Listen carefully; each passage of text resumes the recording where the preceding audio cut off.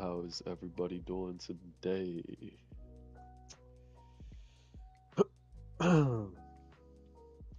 Welcome back, and let's just jump straight into it. We know why we all here. We know what the purpose is, right? Um, last video, we went over data sets and data loaders. We completed the actual code behind them, but we didn't actually dig deep into it, right? What is it doing? We understand this already, but the data loaders, what's a badge? Well, okay, if I'm being honest, num workers is the only thing we don't understand right now, right? Um, because we already understand the fact that the training data exists inside of the training directory, and inside of here, we're creating data sets from the image folder using the root of that training directory and performing a transformation of Bumblebee onto it. Same thing with the validation data. We understand that we're using a batch of five, num worker, yada yada. We honestly have a pretty solid understanding of this already. So as we sit back and we think, what should we do next? Right? We have a way to point to all the information that we need in order to start running these calculations, in order to start training our model. So how do we go about that now? Right? That's the biggest question, in my opinion. So let's head over here and now that we have the data, the primary transforms, data set, loader, um, directories set up, how can we start training the, because that's what we want, right? We're at a point where we have all the little pieces, these side informations, all put together. Now we want to combine it all into one cohesive unit in order to, let's see. Yep. So now you need three things: model, loss plus optimizer, and training loop. Okay.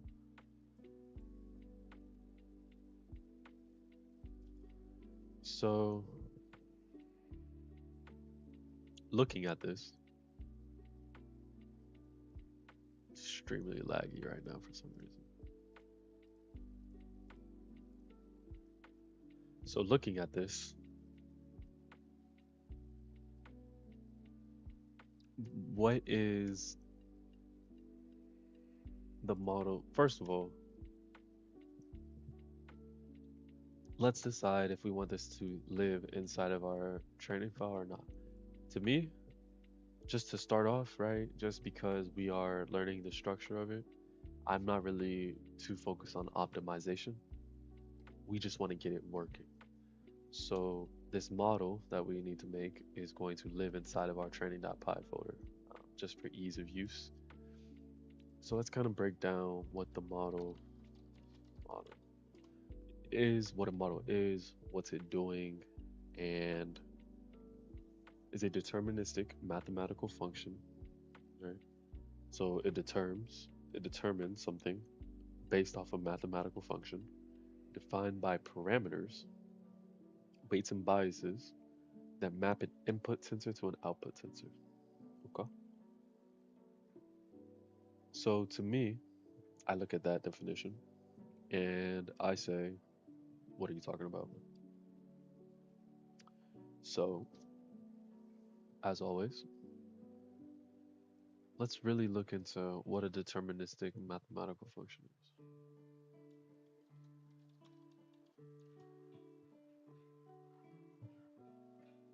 If you give it the same input, it will always produce the same output. Okay.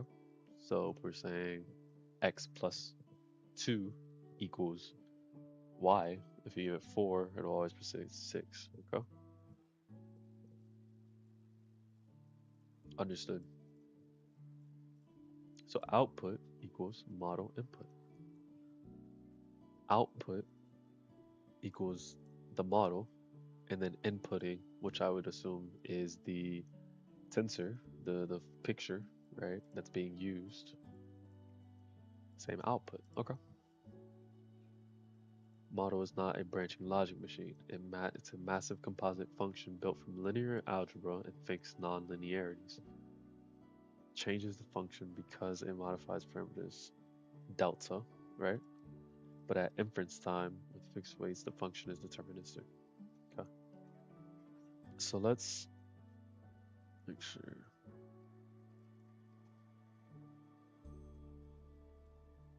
I'm gonna check something.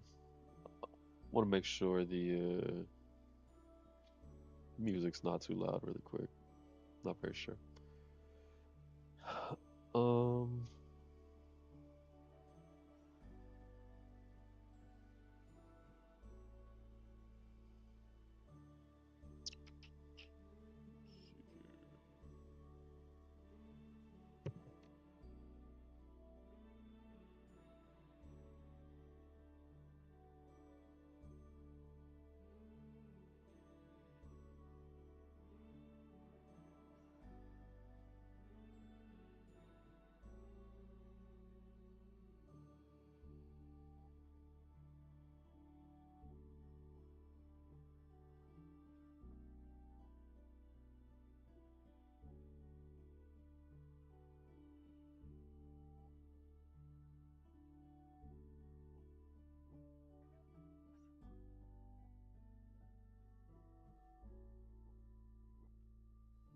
alright, not too bad. So training. Okay, so let's take another look here. So understanding now a deterministic mathematical function means if the input, whatever the input is, the output would always be the same. Hmm. So defined by parameters, weights and biases. So let's say what are the weights and biases defined inside of a DMF? Ho- Hopefully it understands deterministic mathematical function off of just DMF.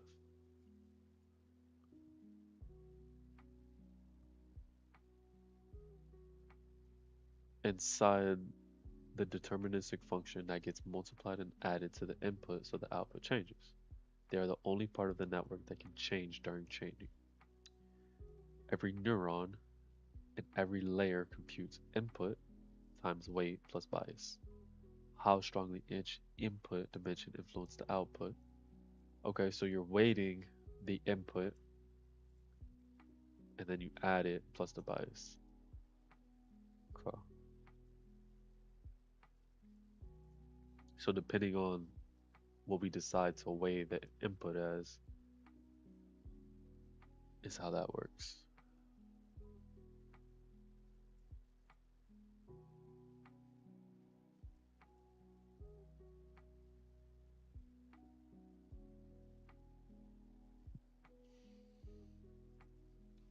Let's a clear example of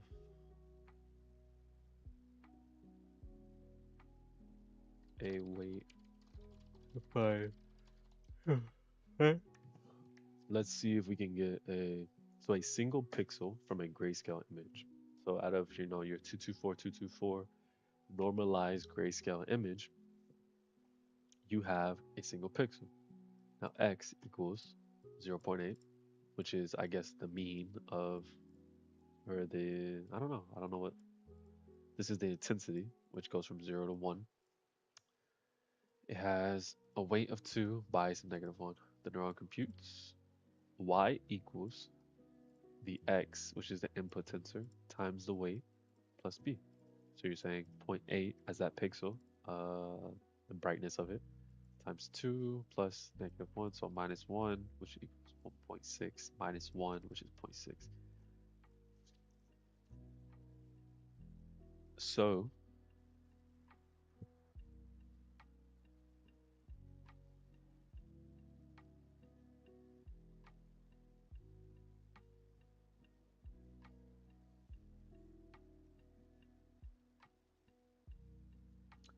I see. I see. I see. I see. I see. So it understands the pattern first of strong forward lean. And so the input of whatever that tensor is, so it's going to input tensor x1, right? Which is say this is a strong forward lean. Because this is a strong forward lean, it's going to weigh strongly towards receiver, which is, let's say, up. If we're pushing towards cornerback, it's going to go backwards toward the negatives. And then your bias is something. A weight blank the influences of an input determines the influence of an input, and a bias um, adds to the output even if the input is zero, right? A weight scales the influence. I mean, okay. And a bias shifts the output even if it's okay.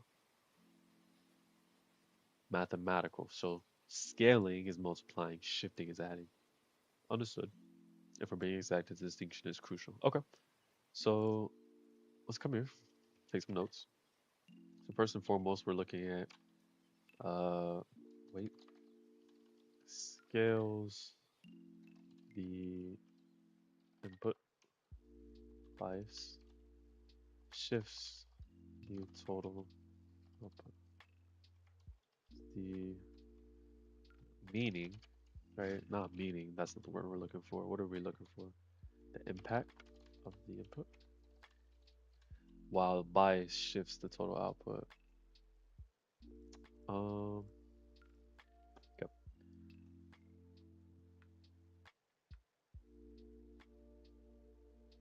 I see.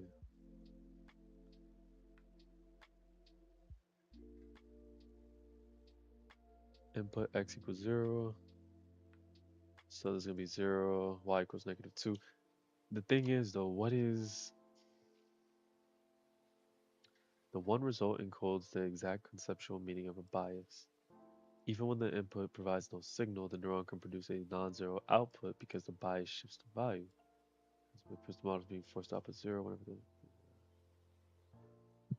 say your model. Oh, sorry. Say your model has a feature from a deep layer that mathematically represents. Okay, so say your model has a feature from a deeper layer. So a deeper layer to me is the convolution layer. Now, a feature, I'm not sure how feature is being used here. Like, what's a feature for a model? So, what is a feature for a model? So, as we do this, we just keep writing it down, right? Feature is a numeric value generated inside the neural network that represents some measurable pattern computed from the input. So, okay, okay, that's wonderful.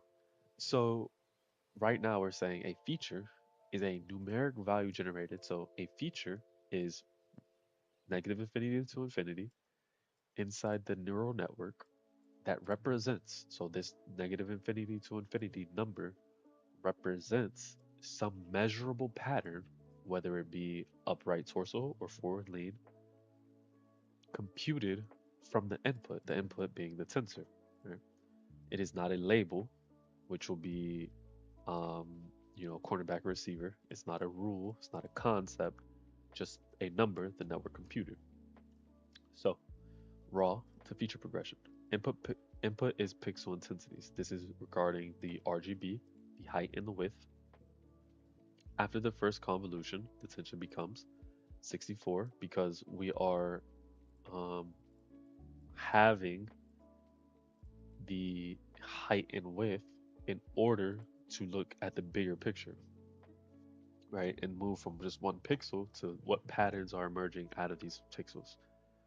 So now these 64 channels contain feature maps, which we just said that features are essentially measurable patterns, right? So a map of measurable patterns, numeric representation of patterns edges, textures, and shapes. Those channel outputs are the features. A feature is simply the output of a filter responding to some pattern in the input. Okay? Output of a feature from an input. Simply put, right? Let's be real concise and real straightforward with our definitions here.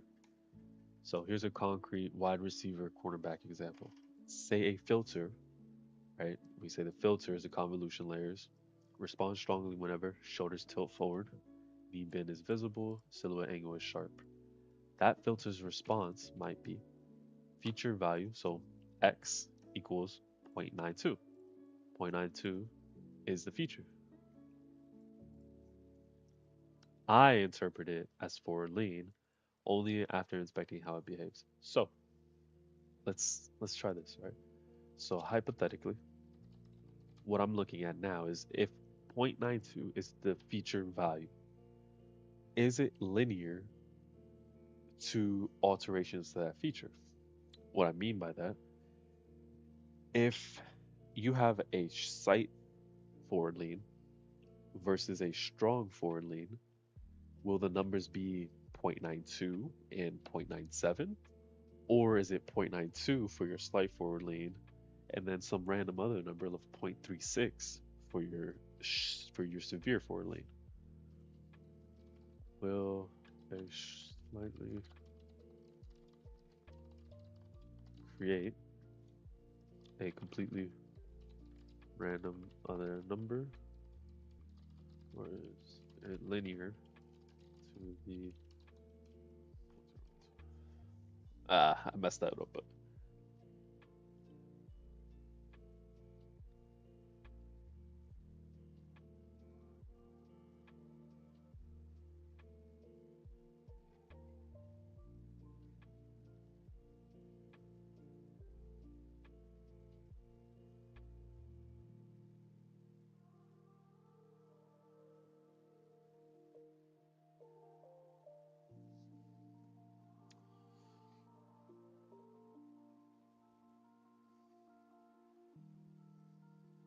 okay.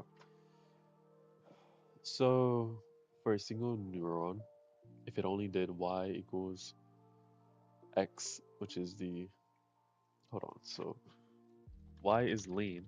So what I'm looking at here, and before I dig into it, here's where I'm getting kind of confused. The lean is given 0.10, and then the feature is given 0.20. Are we saying the lean is is the feature value after you do the calculation of this, right? Y is lean, 0 feature becomes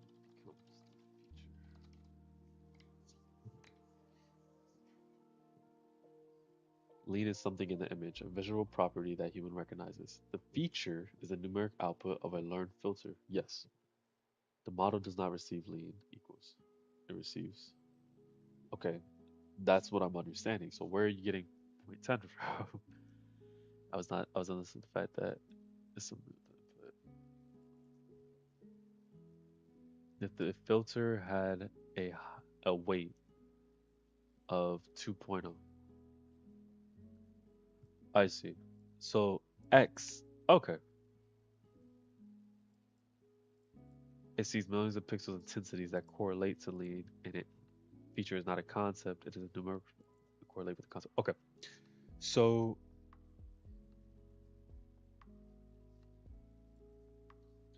so weight is determined by what? Let's look at this. Human sees forward lean, camera captures pixels tilted in certain arrangement, going diagonally up or down, right? Network first layers detects angles and edges, gradients, body alignments, lay layers. Okay. This is pretty understood. I feel like we've already went past this a bit. Weights are determined by gradient descent. Uh, I've, I I've heard about gradient descent a bit. I did not go too deep into it, but I do believe that this is actually extremely important. So let's actually do this real quick because I do understand the importance of gradient descent. So, and we're gonna spend a whole day on that probably. All right. So, um, no. Weights are determined by gradient descent, which adjusts them in direction that reduce loss between models, predictions, and the true labels.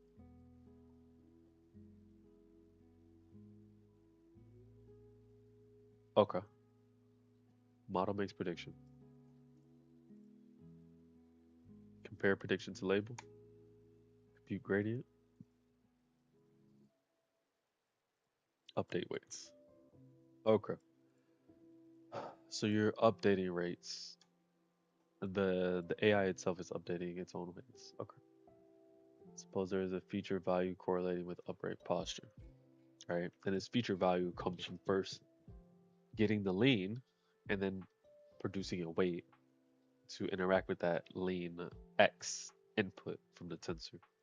If predicting cornerback when that feature is strong, right? So when upright posture is strong, reduces loss, then gradient descent increases the weight connecting the. Okay.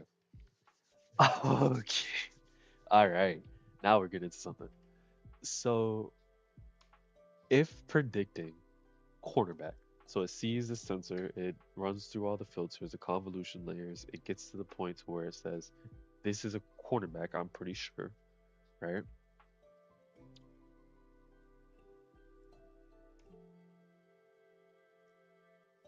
Sorry, wait. So whenever it finds upright posture, right, it's going to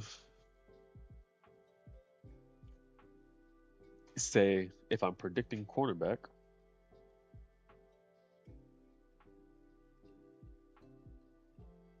the loss is reduced on average because cornerbacks are going to have a more upright posture than a receiver.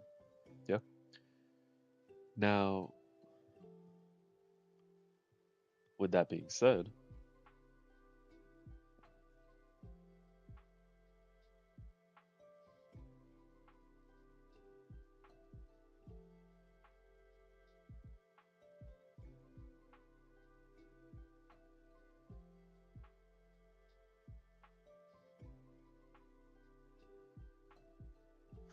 with that being said, if predicting cornerback when the feature is strong reduces loss, and gradient descent increases the weight, right? So the weight is increased if that feature would reduce loss, is the easiest way to explain. Very simple. If feature reduces loss, no, sorry. When feature strong, loss reduce, weight increased. So by proxy, when feature is strong and loss is gained, then weight should be dropped. Right? If predicting receiver reduces loss, it increases the receiver rate instead. Model doesn't know why. When the value is high, pushing the wide receiver logic higher tends to reduce loss. Logic is where you're working with the softmax and stuff. Remember, weights are not chosen; they're optimized to reduce loss. Okay. During training, what is the single signal that tells weight whether they should change and in what direction? Gradient descent, right? Or probably loss. Let's say loss. Why we say loss? Because loss is what then applies to gradient descent, right?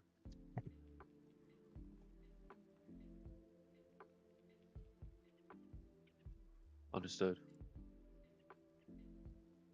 So let's go through this image tensor. You get your RGB, height, weight, convolution, text patterns, deeper convolutions. These are cutting these in half, half, half, half, all the way until you get the full picture. Then you're mapping features, which is the forward lean, the posture, the foot stance, etc., etc. And then you compare it to the labels, change the rates, and then this is itself. This is where it actually learns, right? After you compare, now you have you have room to work with the weights and handle your loss. So when the model successfully identifies a wide receiver based off posture alone, what does it actually have inside of it? Well, we know we're not configuring any football knowledge, so it has to be a configuration of weights that minimize loss on labeled examples. Okay? Now, with that being said, where were we? We spiral every now and again. I was looking at the weights and biases. Now I understand. See, this I get almost ecstatic sometimes over moments like these where we come back to something where 5 minutes ago, 10 minutes ago, we didn't understand. We just scrolled up all of two, three messages, four messages, and now we don't even need this. We understand it now. Um, so let's come back to here models. What is a model? So, a deterministic mathematical function, which is a function that it's if you give it the same input, it'll always produce the same output. Base defined by parameters, weights and biases, which are changed. Well, the weight is changed by gradient descent. Uh, that maps an input tensor to an output tensor. Okay? It is nothing more than a collection of matrix multiplications, convolutions, nonlinearities, normalization operations arranged in a chosen structure architecture. The model is the structure plus its learnable parameters. Makes sense to me. Forward pass, how input flows through the layers to become output. This is dealing with the convolution layers, architecture, the fixed structure of layers and operations. There's no decision making, awareness, or reasoning in the model. It simply computes. Makes sense. Output of the function, input, all the parameters, uh, millions of numbers. This is every single image and all the convolution layers within those images of the entirety of ResNet. Uh, architecture is chosen in code. Just a function that starts out wrong. Okay. So when the model makes a prediction, what determines whether its prediction is treated as correct or incorrect during training? This is the labels. So now that we know that, we can come back up here. Model, loss plus optimizer, and a training loop. Now we understand what we're trying to do with loss and optimize. The loss is probably going to work with the gradient descent and work with the weights. And the training loop is just most likely a way to keep going back through it, right? So, first and foremost, back to the training code example. Should this live inside of my file with the data sets,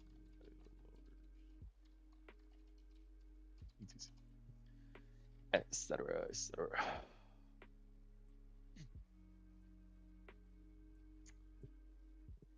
See what we got.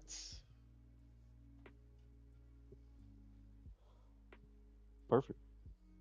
So we get our transforms, our data sets, data loaders, model loss, optimizer, training loop, all in one file.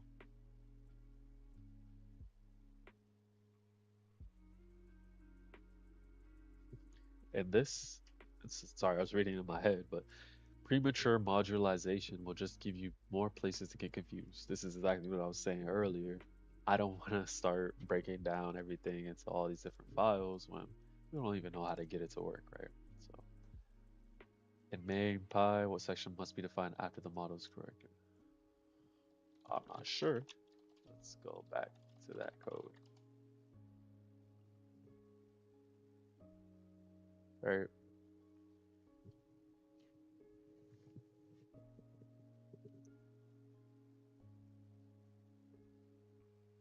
All right. So, device. All right. Let's start here. What is device doing? Sorry, I don't know why it's being so slow for me right now. But in the meantime, we could. Oh, there, there is no meantime. All right. So I'm going to ask questions about every line. Keep reprinting the code blocks after answering. I can choose what to ask next.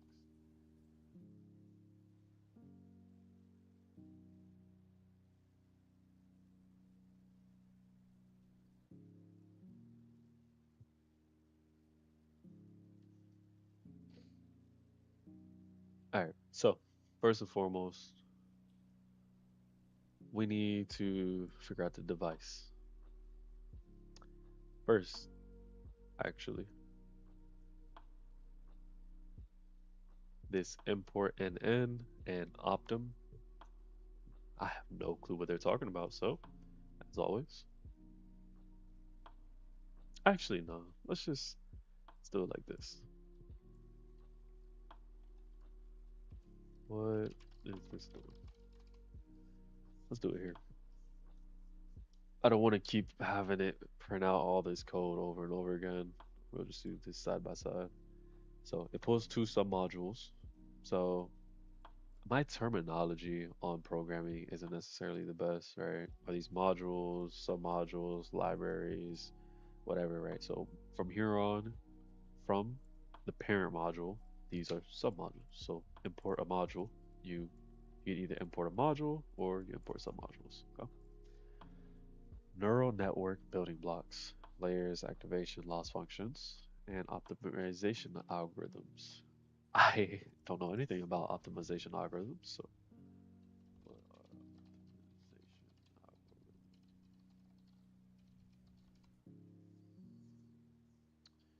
Did I take any notes? Features. We talked about features. We talked about weights and biases. That's should be good. Rules for how a model updates its weight after computing loss. Okay. Optimization algorithm rules on how to update weights. Loss. Okay. Pretty simple. Couple examples of optimization algorithms.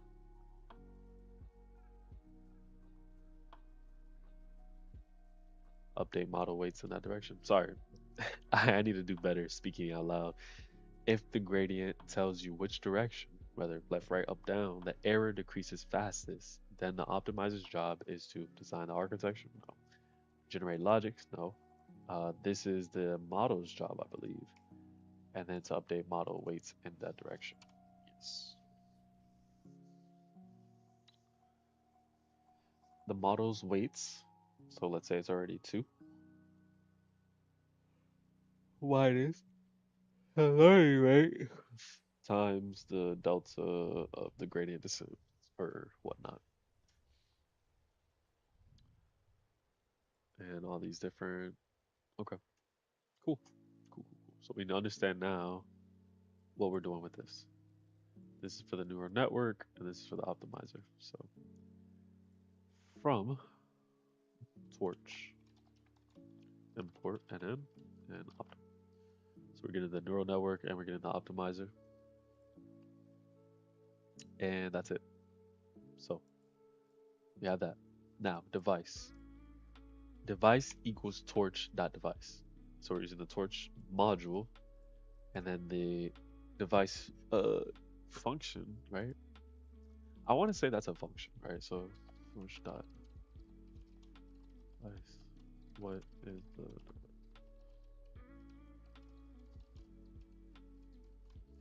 the function?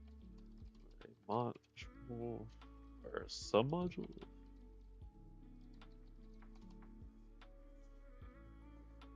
I want to say it's just a function because you're passing parameters inside of it. There's a class type. is calling its constructor. Okay, so this is a class actually. I see. Sorry. This is a class type. So there's a module, as we said before, because if we want to import something, this is then a submodule. Device is a class inside of so torch has a class of device. Now I'm tracking. And then torch device CUDA creates, and then this is a parameter to pass into it that's doing something on the back end. Who knows what it is, but I assume it's setting your GPU, right? So,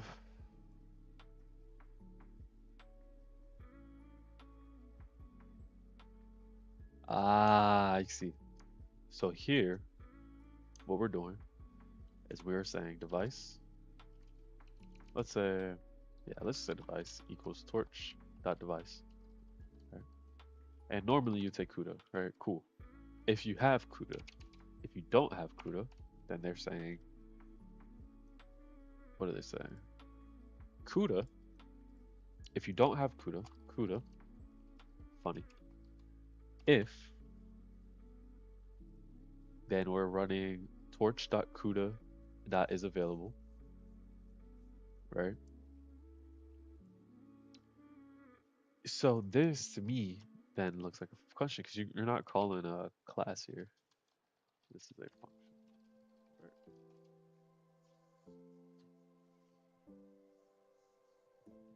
Okay. Torch.cuda is the submodule that exposes CUDA related utilities, is available, is a function inside of that. Okay, so the moment it does become this is when it becomes a function. It returns a bool. So if torch.cuda. All right, so we're saying torch.cuda, which is the submodule, is available. CUDA. If torch.cuda is available, returns true. Or if that's true, yeah, so we're doing CUDA if that is true, else CPU. So we just use our CPU processor for handling this instead. All right. So that created the device for us. Now, what is the device doing again? So, what is the device doing? Where tensors and modules live and compute. CPU or GPU. Computation on the GPU doesn't specify a device. It's a CPU. Okay.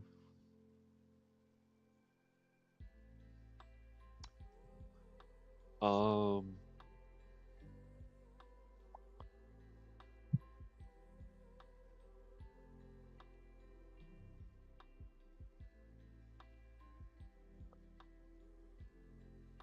Okay. Print using device. Device. Okay. So let's go ahead and try this actually. Make sure this is working. Using device. And then we are just gonna take the device. Go ahead and comment all this out. Let's do the usual and source rven activate rven activate. And then we want to just go ahead and run this and see what happens. Python 3, source, train.py.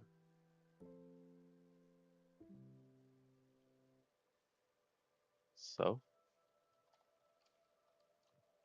in this error, we're saying can only concatenate string. Device is an object, not a string. So, it's not going to happen unless I turn it to a string. And we're using device CPU. So, what is. I know CUDA has to do with GPUs. I think I have a G4. Is CUDA with all GPUs?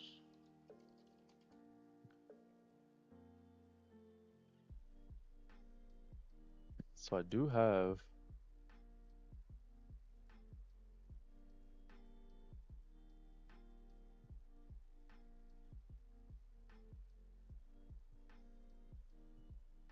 So what happens if I just do this?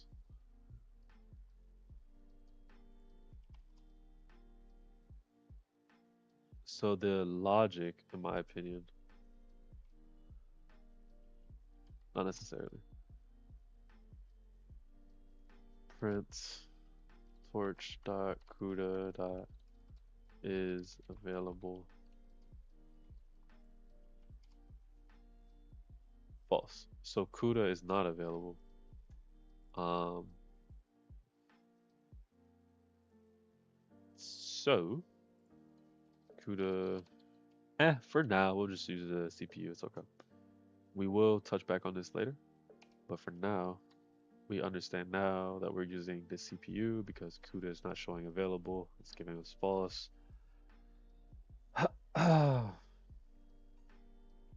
So from here, we have our transforms already, our bumblebee.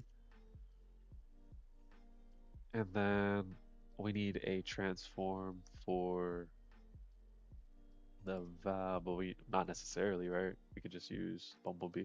That's okay. It's gonna be the same. Uh, classes. Training ds dot classes. Classes to index. Training loader. We already have that. Now the model. Here goes that model. All right. So let's come up with a couple hypotheses first before we actually ask and try to figure out what we know and what we can kind of piece together right away. So we're using a model of ResNet 18. Now first one is ResNet better. Wait, should I use is ResNet the same concept as ImageNet? Two, weights for ResNet equals models dot ResNet weights dot default. So the default weights for this neural network. The num features equals model dot FCN features. So I'm assuming these are like patterns and labels that are already created, right? That are already understood. We say model dot FC equals neural network linear num features. Number of features for two classes model equals explain each line one by one. Not much we could really gather from there, but we tried. That's kind of the most important part, rather than just asking.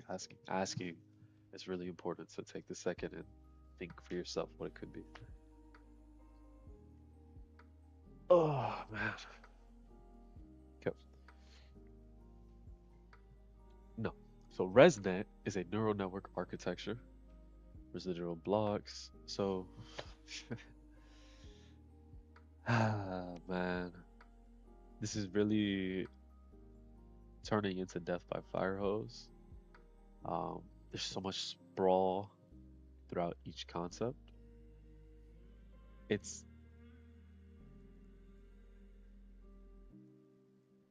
it's definitely, I would say, this is definitely one of the most intensive um, things I've had to learn as far as just the amount of pieces connected to each other, right? So let's figure this out real quick. So ResNet is a neural network architecture and a data set. So let's go ahead. Neural network architecture versus did it just say it was a data set? A data set, those labels images across 100,000 spots. Okay. So what is this? Explain. We'll do this over here actually. Explain.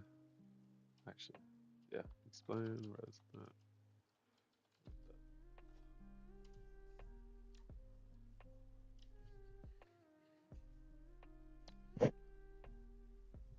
Residual neural network. A convolution architecture Convolutional, which to me is we're working with the layers designed so very deep networks can be trained without the gradients dying or exploding.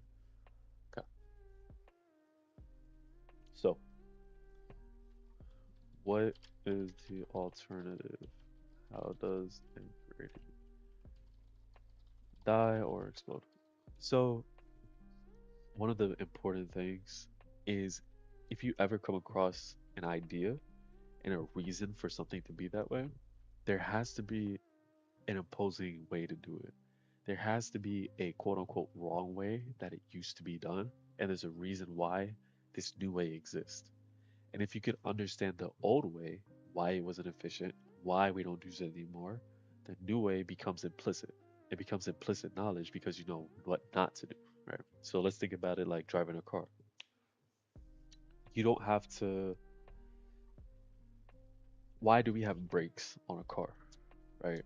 If you sat and tried to understand the braking mechanism on its own, you could, and you could say, you could look at braking and say, well, it slows the car down and it keeps it to a stop. And if you're, you know, not trying to move, then it's good to keep you still, et cetera, et cetera. And this is all valid descriptions of braking. But if you took a step back and looked at the opposite end of it and said, well, normally we go forward. And if we continue going forward without having brakes, then we're going to crash. And if we crash, then we total the car, etc. It's not a good time. Everybody's, nobody's happy, right? So now, when you look back at braking, you're saying, oh, instead of me going into a wall, I can stop right before. Instead of me running a small child over, I can stop right before, right?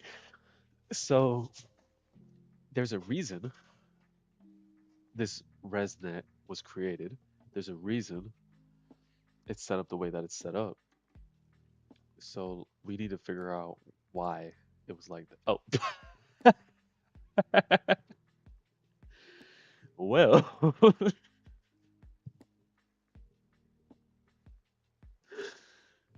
um, I should have probably looked a couple lines below. So, if you stack many convolution layers, gradients became vanishing, approaching zero. Networks deeper than 20, 30 layers stopped improving or got worse accuracy, which is crazy because we're messing around with 64 convolution layers on just the second iteration, right? This is called degradation problem. It wasn't overfitting, it was optimization failure. Adding deeper layers increased training error, not just test error. Instead of learning y equals desired mapping, y equals, or f of x equals h of x minus x. So h, I have no idea what this means, I'll be honest with you. But I want to see what they said here. A plain network, no residuals. The architecture. Input, layer 1, layer 2, layer 3, layer 50, output. Each layer must learn a transformation, and every gradient must pass through every layer and backward pass. What does that mean? So, first, I really want to come back and try to understand what are these layers? I understand it's pattern matching. I understand you're saying layer 1 is finding X, layer 2 is finding Y, layer 3 is finding, but how does it know to look for those patterns, right? There's something in my understanding that I missed getting to this location, getting to where we are now, that I really need to go back on. And let's really take a second and think about layers for a second. Okay, so does each layer actually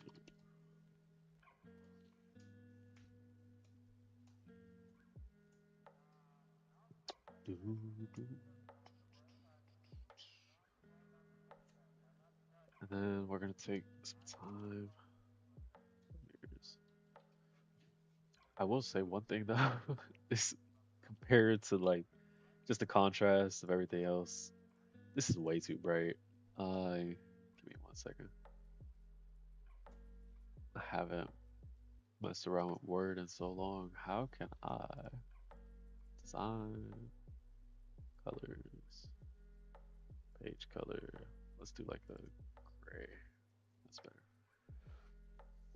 Okay.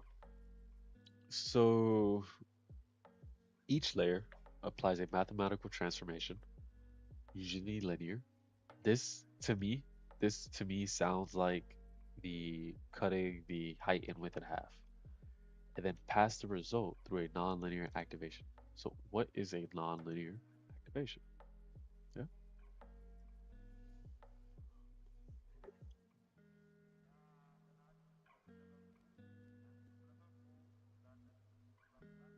Refers to activation functions in neural networks that introduce nonlinear properties to the model. So nonlinear to me is instead of this, it's going. These functions enable the network to learn complex patterns and relationships in data that linear functions cannot represent. So, in machine learning, specifically, the choice of activation function is critical for model's performance. Nonlinear activation functions allow the neural network to operate a wide variety of functions, making them easier for tasks such as image and speech recognition without nonlinearity. The entire network would behave like a single layer model, losing spinning capture. This, I'll be honest, this doesn't really tell me anything.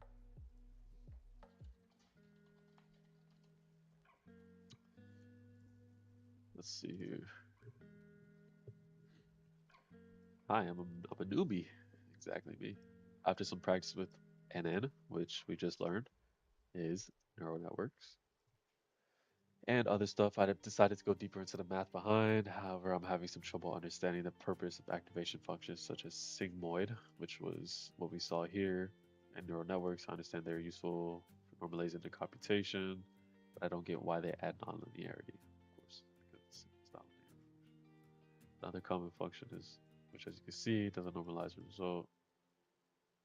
At their core, all neural networks are doing is fitting the underlying function of whatever you're trying to model. Without activation, the neural is only able to model a linear function, since the end product contains only addition and multiplication by constants.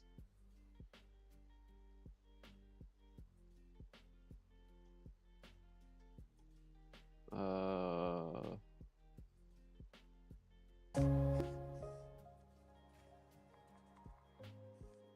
this right here might be interesting. Now, I'm actually going to turn off music real quick. One of the things I don't necessarily want to watch too many videos, right? This isn't meant to be a video of me watching videos, but I do believe we could probably learn some pretty good stuff from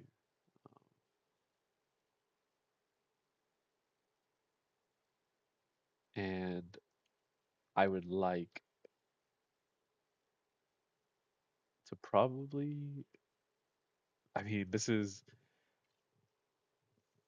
goes over weights, biases, layers, how to program the network, activation functions, which we're looking up right now, gradient descent, uh, it learns, some calculus examples, some partial derivatives. Okay, so we can do two things here. I can make a video about watching this video, or this could be homework essentially for y'all. I'll watch this video. No, I, the whole purpose of this, everything I do will be right here. So this is actually why just gradient descent when we could watch this entire video. Yeah,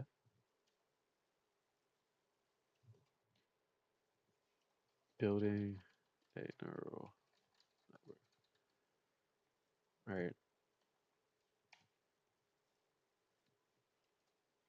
and this will turn into our day 9 activity. Um, now obviously we kind of stalled right here, but as I've said before, right, what's gonna happen? Well, here's what's happening. Gradient descent. neural networks, layers, uh, transformations, devices, right? Uh, all these different pillars exist. Now,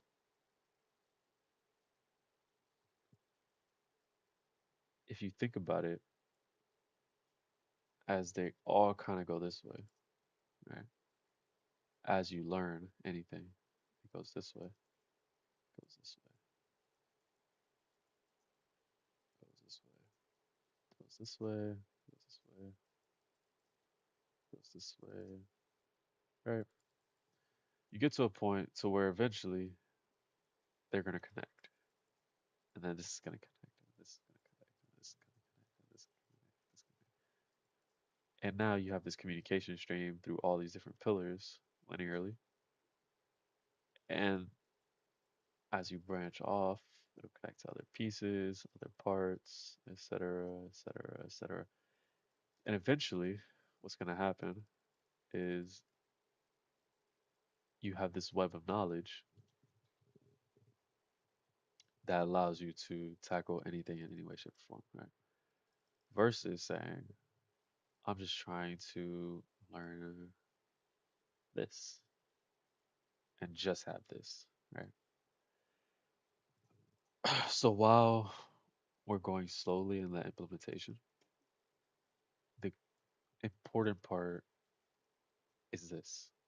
The important part is building these connections because realistically speaking, if you think about, let's say, any schoolwork, any course you've done, any college class you've taken, high school, whatever, what do? They teach theory for, I mean, an entire semester.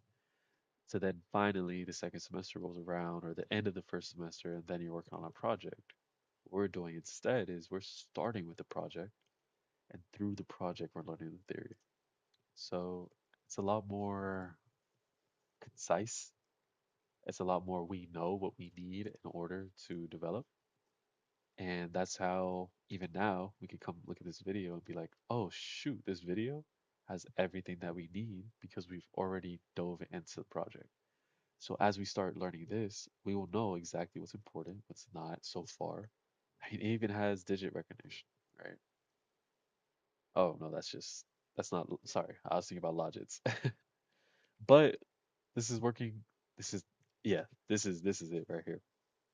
This is perfect. So next video will be us just going over this, man. Uh, we went over a decent amount today. Really understand weights, biases, features, optimization algorithms. We didn't have to really touch back on the data loader data set section because I mean, just looking back on it, really kind of self-explanatory. I mean, technically did run it to test the CUDA. So actually, let's do that as well. CUDA, I keep doing that. Driver compatible with video. Yep. Yeah. That's pretty much all I got for you guys. And just for the fun of it, we're gonna push this to an hour. So let's go ahead and watch the introduction actually.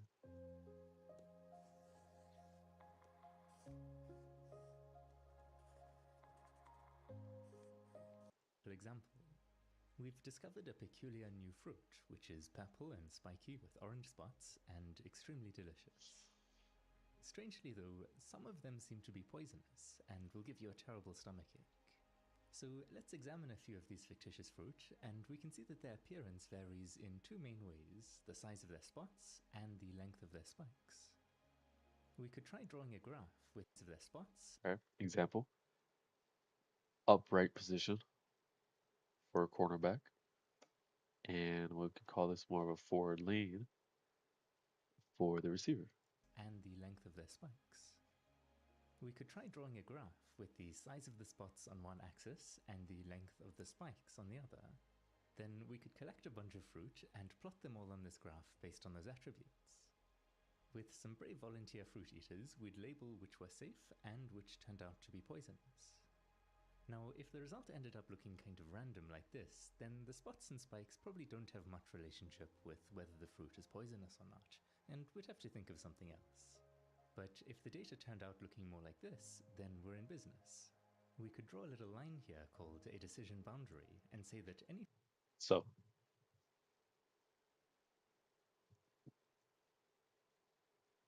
I love learning.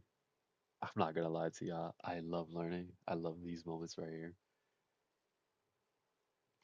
Straight up position, leaned over position. So this acts as our receiver. This acts as our cornerback. Right? fruit we find that falls on this side of the boundary is probably poisonous, and on the other side, it's more likely that it's safe. So our very first And to elaborate more on that, this decision boundary is the amount of lean, right? So we normally say, okay, if it's really, I guess you would say this receiver, this is a cornerback.